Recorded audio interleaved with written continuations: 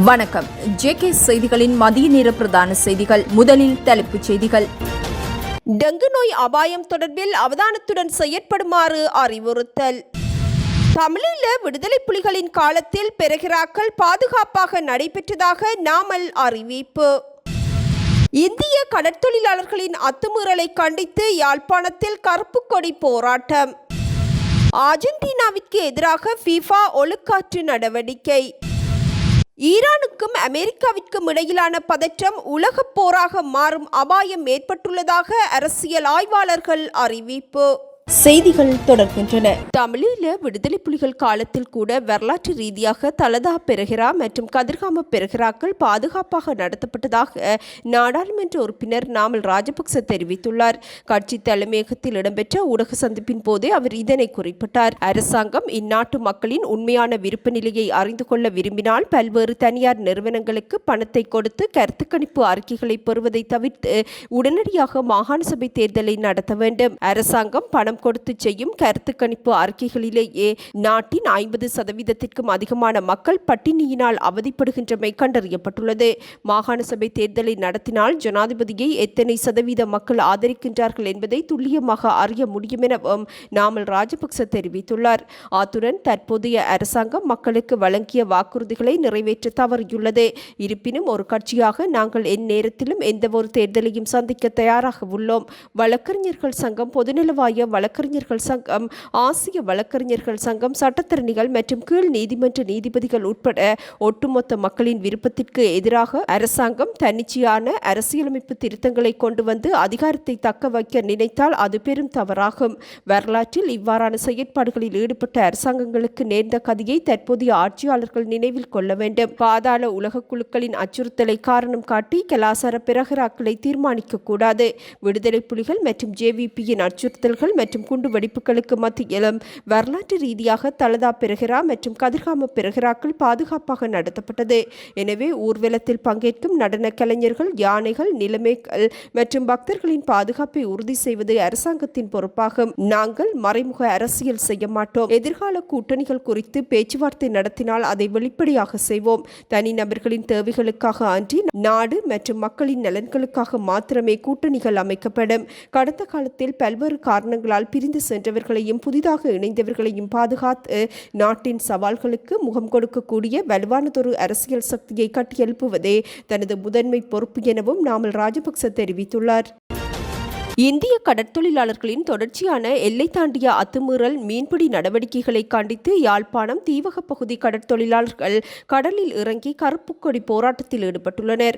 குறிக்கட்டுவான் இறங்குதுறை கடற்பகுதியில் இன்று கடலுக்குள் இறங்கிச் சென்ற தீவக கடற்தொழிலாளர்கள் கருப்பு கொடிகளை ஏந்தி தமது எதிர்ப்பை வெளிப்படுத்தியதுடன் ஜனாதிபதியிடம் அவசர நடவடிக்கைகளை மேற்கொள்ளுமாறு வலியுறுத்தி மனு ஒன்றையும் சமர்ப்பித்துள்ளனர். இந்திய இழுவை படகுகளின் சட்டவிரோத அத்துமீறலால் தமது வாழ்வாதாரம் கடுமையாக பாதிக்கப்பட்டுள்ளதுடன் கோடிக்கணக்கான ரூபாய் பெறுமதியான மீன்பிடி உபகரணங்களும் அளிக்கப்படுவதாக போராட்டத்தில் ஈடுபட்ட கடற்தொழிலாளர்கள் குற்றம் சாட்டியுள்ளனர்.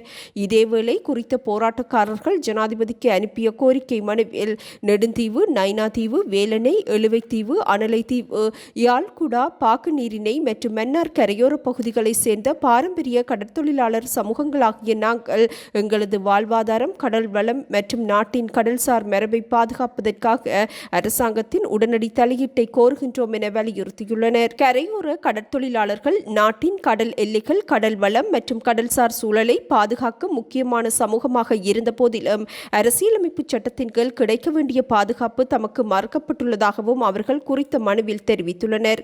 தமது போராட்டம் எந்தவொரு நாட்டிற்கோ அல்லது சமூகத்திற்கோ எதிரானது அல்ல எனவும் கடலை நம்பி வாழும் குடிமக்களின் நீதிக்கான அமைதியான குரல் எனவும் சுட்டிக்காட்டியுள்ளனர். ஒரு நாட்டின் இறைமை ராஜதந்திரத்தாலும் ஆயுதப்படைகளாலும் மாத்திரம் பாதுகாக்கப்படுவதில்லை. மக்களின் நம்பிக்கை, மனவுறுதி, பங்கேற்பு மற்றும் நாட்டின் மீதான பற்றுறுதியினாலும் அது பாதுகாக்கப்படுவதாக தெரிவித்துள்ள கடற்தொழிலாளர்கள் சங்கத்தினர், வடக்கு இலங்கையின் பாரம்பரிய கடற்தொழிலாளர்களின் சமூகங்கள் அரசின் புறக்கணிப்பால் மறைந்து போக அனுமதிக்காதீர்கள். கடலை பாதுகாப்போம், கடலை நம்பி வாழும் மக்களை பாதுகாப்போம், நாட்டின் கடல்சார் மரபை பாதுகாப்போம் எனவும் வலியுறுத்தியுள்ளனர். மௌனத்தை விட துணிவையும், தற்காலிக வசதியை விட நீதியையும், குறுகிய கால நலன்களை விட நாட்டின் நீண்டகால நலன்களையும் தேர்ந்தெடுக்கும் தலைவரை வரலாறு நினைவு கூறும் எனவும் குறித்த மனுவில் தெரிவிக்கப்பட்டுள்ளது. தலைமை நீதிபதியை தக்க வைத்துக் கொள்வதற்காக நீதிபதிகளின் பணிக்காலம் நீடிக்கப்படுகின்றது என சிலர் கூறினாலும் ஓய்வு பெறும் வயதை உயர்த்துவதை தாம் முழுமையாக ஆதரிப்பதாக முன்னாள் அமைச்சர் ஃபீல்ட் மார்ஷல் சரத் பொன்சேகா தெரிவித்துள்ளார். உலகின் வளர்ந்த நாடுகளில் உள்ளது போன்று அனைத்து தொழிலாளர்களின் பணிக்காலமும் மேலும் 5 ஆண்டுகள் நீடிக்கப்பட வேண்டும் என்பதுடன் வயதானால் மாத்திரம் மக்களின் மூளை மழுங்கி போவதில்லை எனவும் தெரிவித்துள்ளார். ஓய்வு பெற்று 20 ஆண்டுகள் ஆன போதிலும் தனது மூளை இன்னமும் நன்றாக செயற்படுகின்றது. கண்களும் காதுகளும் நன்றாக செயற்படுவதாக தெரிவித்துள்ள சரத் பொன்சேகா தன்னால் இன்னமும் ஒரு இராணுவ தளபதியாக பணியாற்ற முடியும் எனவும் நம்பிக்கை வெளியிட்டுள்ளார். சில நாடுகளில் நீதிபதிகளும் இராணுவ தளபதிகளும் 70 வயது வரை பணியாற்றுகின்றனர். பழைய கலாச்சாரத்தை சார்ந்திருப்பவர்கள் இவை சரி செய்யப்படும் போது எதிர்ப்பு தெரிவிப்பார்கள் எனவும் குறிப்பிட்டுள்ளார். 1000க்கும் மேற்பட்ட புதிய ஏற்றுமதியாளர்கள் நாட்டின் ஏற்றுமதி துறையில் இணைந்துள்ளதாக ஏற்றுமதி அபிவிருத்தி சபை அறிவித்துள்ளது. தொழில் முயற்சியாளர்களை ஏற்றுமதியாளர்களாக மாற்றுவதற்கான பயிற்சி திட்டங்கள் தொடர்ச்சியாக முன்னெடுக்கப்பட்டு வருவதாகவும் சபையின் தலைவர் மங்கள விஜயசிங்க தெரிவித்துள்ளார். சிறு மற்றும் நடுத்தர அளவிலான ஏற்றுமதியாளர்கள் தொடர்பில் பிரதான கவனம் செலுத்தப்படுவதாகவும் அவர் குறிப்பிட்டுள்ளார். 2025ஆம் ஆண்டில் 650 வரையான ஏற்றுமதியாளர்களும் இவ்வருடத்தின் முதல் 6 மாதங்களில் 350க்கும் மேற்பட்ட ஏற்றுமதியாளர்களும் இணைந்துள்ளதாக அவர் குறிப்பிட்டுள்ளார். அத்துடன் தகவல் தொழில்நுட்பம், உணவு, குடிப்பானம், மரக்கறி, பழங்கள், கடல் உணவுகள், தேயிலை மற்றும் பெறுமதி சேர் பொருட்கள் உள்ளிட்ட ஏற்றுமதிகளில் அவர்கள் தமது பங்களிப்பை வழங்கியுள்ளதாகவும் மங்கள விஜயசிங்க தெரிவித்துள்ளார். ஏற்றுமதியாளர்களை ஊக்குவிப்பதற்கான 140க்கும் மேற்பட்ட வேலை திட்டங்களை இவ்வாண்டில் நடைமுறைப்படுத்தியுள்ளதாகவும் வருடாந்தம் 1000 புதிய ஏற்றுமதியாளர்களை உருவாக்குவதே தமது இலக்கு எனவும் இலங்கை ஏற்றுமதி சபையின் தலைவர் மங்கள விஜயசிங்க தெரிவித்துள்ளார்.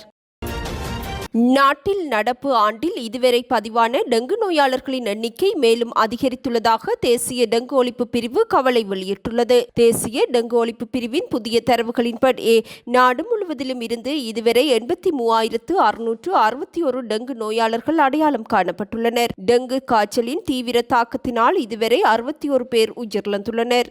கம்பஹா மாவட்டத்தில் அதிகளவிலான டெங்கு நோயாளர்கள் பதிவாகியுள்ளதுடன் அடுத்த மாவட்டமாக கொழும்பு மாவட்டத்தில் அதிகளவிலான டெங்கு நோயாளர்கள் பதிவாகியுள்ளனர். டெங்கு நோயினால் மேல் மாகாணம் தொடர்ந்தும் பெரும் பாதிப்பை சந்தித்துள்ளது. இலங்கை முழுவதும் டெங்கு நோய் வேகமாக பரவி வரும் தற்போதைய சூழலை கருத்தில் கொண்டு நாடு முழுவதும் 175 பகுதிகள் அதி அபாய மண்டலங்களாக சுகாதாரத்துறையினரால் பிரகடனப்படுத்தப்பட்டுள்ளது. எவ்வாறாயினும் பொதுமக்கள் தமது வீடுகளையும் சுற்றாடலையும் சுத்தமாக பேணுவதுடன் நீர்த்தங்கும் இடங்களை அகற்றி நுளம்பு பெருக்கத்தை கட்டுப்படுத்த நடவடிக்கை எடுக்குமாறும் சுகாதார அதிகாரிகள் வேண்டுகோள் விடுத்துள்ளனர். உலக சந்தையில் குறைந்து வரும் கச்சா எண்ணெய் மற்றும் சுத்திகரிக்கப்பட்ட எரிபொருள் விலைகளின் பலன் அடுத்த எரிபொருள் விலை திருத்தத்தின் போது பொதுமக்களுக்கு வழங்கப்படும் என இலங்கை பெட்ரோலிய கூட்டுத்தாபனம் அறிவித்துள்ளது. அடுத்த எரிபொருள் விலை திருத்தம் நாளை மறுதினம் நடைபெறவுள்ளதாகவும் பெட்ரோலிய கூட்டுத்தாபனம் குறிப்பிட்டுள்ளது. தற்போது பிரித்தானிய சந்தையில் ஒரு பேரல் பிரெண்ட் ரக கச்சா எண்ணெயின் விலை 86.66 அமெரிக்க டாலராகவும் அமெரிக்க சந்தையில் ஒரு பேரல் கச்சா எண்ணெயின் விலை 81.73 அமெரிக்க டாலராகவும் பதிவு செய்யப்பட்டுள்ளது. கடந்த சில வாரங்களாக உலக சந்தை எரிபொருள் விலைகள் ஏற்ற இறக்கத்துடன் இருந்ததாகவும் இலங்கை பெட்ரோலிய கூட்டுத்தாபனம் சுட்டிக்காட்டியுள்ளது. சமீபத்திய வாரங்களில் சர்வதேச சந்தையில் எரிபொருள் விலைகள் மிகவும் நிலையற்றதாக இருப்பதாகவும் கச்சா எண்ணெய் மற்றும் சுத்திகரிக்கப்பட்ட பெட்ரோலிய பொருட்கள் இரண்டிலும் அவ்வப்போது ஏற்ற இறக்கங்கள் காணப்படுவதாகவும் கூட்டுத்தாபனம் தெரிவித்துள்ளது. எவ்வாறாயினும் இத்தகைய நகர்வுகள் இலங்கையின் எரிபொருள் இறக்குமதி செலவுகளின் நேரடி தாக்கத்தை ஏற்படுத்துவதனால் நிலவும் உலகளாவிய நிலைமைகளை பிரதிபலிக்கும் வகையில் மாதாந்த அல்லது அவ்வப்போது உள்நாட்டு விலை திருத்தங்கள் அவசியம் எனவும் இலங்கை பெட்ரோலிய கூட்டுத்தாபனம் தெரிவித்துள்ளது. மத்திய கிழக்கில் உள்ள அமெரிக்க தளங்கள் மீது நடத்தப்பட்ட தாக்குதலுக்கு பதிலடி கொடுக்கும் வகையில் ஈரான் மீது சக்தி வாய்ந்த தாக்குதல்களை ஆரம்பித்துள்ளதாக அமெரிக்க இராணுவம் அறிவித்துள்ளது. ஜோர்தானில் உள்ள அமெரிக்க தளங்கள் மற்றும் ஹோர்மோஸ் நீரிணையில் உள்ள கப்பல்கள் மீது நேற்று ஈரான் தாக்குதல் நடத்தியது. இந்நிலையில் ஈராக்கில் உள்ள ஈரானிய ஆதரவு படைகளை இலக்காக கொண்டு முதன்முறையாக பகிரங்கமாக அறிவிக்கப்பட்ட அமெரிக்க சவுதி கூட்டு தாக்குதல்களின் பின்னர் மோதல் மேலும் விரிவடைந்துள்ளது. அமெரிக்க இராணுவ நிலைகள் மீது ஈரான் நடத்திய தாக்குதல் முயற்சிக்கு வலுவான பதிலடி கொடுக்கப்படும் என அமெரிக்க ஜனாதிபதி டொனால்ட் ட்ரம்ப் அறிவித்த சில மணி நேரங்களில் இத்தாக்குதல் முன்னெடுக்கப்பட்டுள்ளது. 2 மணி நேரத்திற்கு மேலாக ஈரானின் புரட்சிகர பாதுகாப்பு படைக்கு சொந்தமான இராணுவ கட்டளை மையங்கள், ஏவுகணை மற்றும் ஆளில்லா விமான வசதிகள், கடலோர கண்காணிப்பு மற்றும் பாதுகாப்பு தளங்கள் உள்ளிட்ட இடங்களை இலக்கு வைத்து தாக்குதல் நடத்தப்பட்டதாக அமெரிக்க மத்திய கட்டளை மையம் அறிவித்துள்ளது. ஹோர்முஸ் ஜலசந்தியில் உள்ள ஹெம்ஸ் தீவில் நடந்த தாக்குதல்களில் 2 காயமடைந்ததாகவும் வடமேற்கில் உள்ள குசஸ்தான் மாகாணத்திலும் வெடிப்புச் சம்பவங்கள் பதிவானதாகவும் ஈரானிய அரசு ஊடகங்கள் செய்தி வெளியிட்டுள்ளன. இதனிடையே எகிப்தின் டாமியேட்டா துறைமுகத்தில் 2 இயற்கை எரிவாயு கப்பல்கள் ஆளில்லா விமான தாக்குதல்கள் மூலம் தீப்பிடித்ததாக பிரிட்டிஷ் கடல்சார் பாதுகாப்பு நிறுவனமான ஆம்ப்ரே தெரிவித்துள்ளது. பல நாட்கள் நிலவிய அமைதிக்கு பின்னர் பல முனைகளில் ஏற்பட்ட மோதல்கள் ஒரு முழுமையான போர் மீண்டும் ஆரம்பிப்பதற்கான அபாயத்தை அதிகரித்துள்ளதாகவும் அரசியல் ஆய்வாளர்கள் தெரிவித்துள்ளனர். 2026ஆம் ஆண்டு உலகக்கிண்ண கால்பந்து போட்டி நிறைவடைந்துள்ள நிலையில் அர்ஜென்டினா அணி வீரர்கள் மீது ஒழுங்கு நடவடிக்கை எடுக்கப்படும் என FIFA அறிவித்துள்ளது. ஃபாக்லாந்து தீவுகளுக்கு உரிமை கோரும் பதாகையை காட்சிப்படுத்தியது உட்பட பல விதிமீறல்கள் நடந்ததாக கூறப்படும் குற்றச்சாட்டுகள் தொடர்பாகவே விசாரணைகள் நடத்தப்படவுள்ளதாகவும் FIFA தெரிவித்துள்ளது. நேற்று வெளியிட்ட அறிக்கையில் இவ்விடயங்கள் குறிப்பிடப்பட்டுள்ளன. இதன்படி இங்கிலாந்திற்கு எதிரான அரையிறுதிப் போட்டியில் அர்ஜென்டினா 2-1 என்ற கோல் கணக்கில் வெற்றி பெற்றதை தொடர்ந்து அர்ஜென்டினா வீரர்கள் ஃபாக்லாண்ட்ஸ் அர்ஜென்டினாவிற்கு சொந்தமானது என்று பொருள்படும் லாஸ் மால்வினாஸ் சோன் அர்ஜென்டினாஸ் என்ற வாசகம் அடங்கிய பதாதையை ஏந்தியபடி கொண்டாட்டத்தில் ஈடுபட்டனர். அத்துடன் பல அர்ஜென்டினா போட்டிகளின் போது பாகுபாடு காட்டும் கோஷங்கள் மற்றும் சைகைகள், மீண்டும் மீண்டும் தாமதமாக தொடங்கப்பட்ட போட்டிகள், போட்டி மற்றும் பாதுகாப்பு நெறிமுறைகளை பின்பற்ற தவறியமை, அணி மற்றும் பார்வையாளர்களால் காட்டப்பட்ட பொருத்தமற்ற செய்திகள், ரசிகர்களால் வீசப்பட்ட பொருட்கள் ஆகியவை குறித்து FIFA விசாரணை ஆரம்பித்துள்ளது.